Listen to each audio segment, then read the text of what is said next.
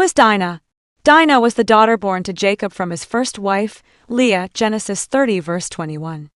When Jacob returned to his homeland after working for his father-in-law, Laban, for over 20 years, he settled in a place called Shechem.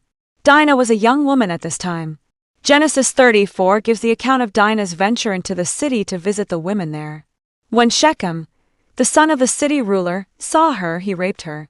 Verse 3 says that he was drawn to her and wanted her for a wife.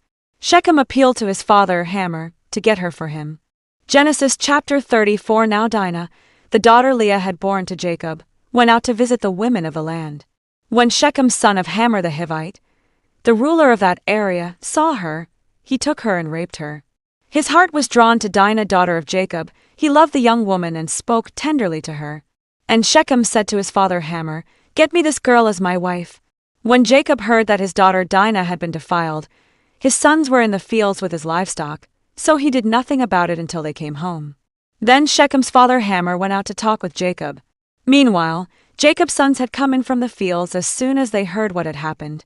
They were shocked and furious, because Shechem had done an outrageous thing in Israel by sleeping with Jacob's daughter, a thing that should not be done. But Hamor said to them, "My son Shechem has his heart set on your daughter. Please give her to him as his wife. Intermarry with us. Give us your daughters and take our daughters for yourselves. You can settle among us. The land is open to you. Live in it, trade in it, and acquire property in it." Then Shechem said to Dinah's father and brothers, "Let me find favor in your eyes, and I will give you whatever you ask.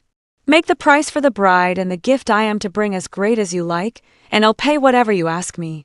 Only give me the young woman as my wife," because their sister Dinah had been defiled. Jacob's sons replied deceitfully as they spoke to Shechem and his father Hamor. They said to them, "We can't do such a thing. We can't give our sister to a man who is not circumcised. That would be a disgrace to us. We will enter into an agreement with you on one condition only, that you become like us by circumcising all your males. Then we will give you our daughters and take your daughters for ourselves. We'll settle among you and become one people with you. But if you will not agree to be circumcised, we'll take our sister and go." Their proposal seemed good to Hamor and his son Shechem. The young man, who was the most honored of all his father's family, lost no time in doing what they said, because he was delighted with Jacob's daughter.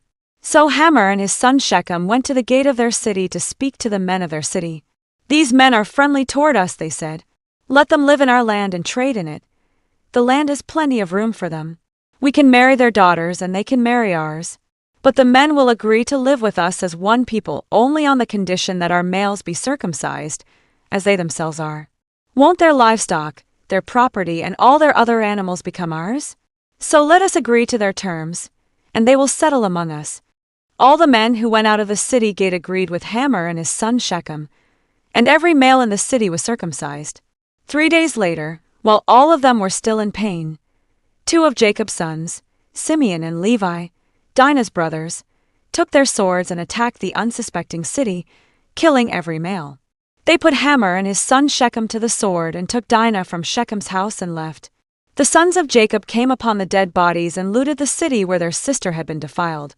They seized their flocks and herds and donkeys and everything else of theirs in the city and out in the fields. They carried off all their wealth and all their women and children, taking as plunder everything in the houses.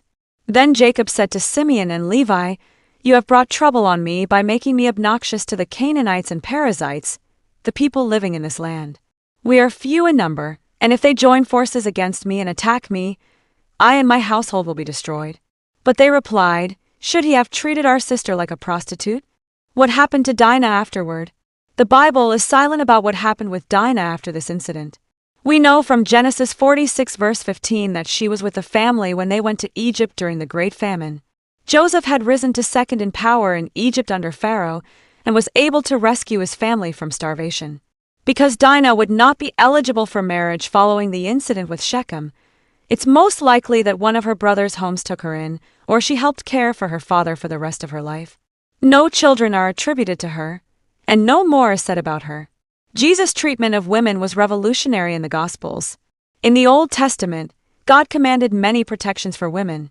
This incident with Dinah does not reflect God's desire for women but the dangers and risks for women living in a sinful and fallen world.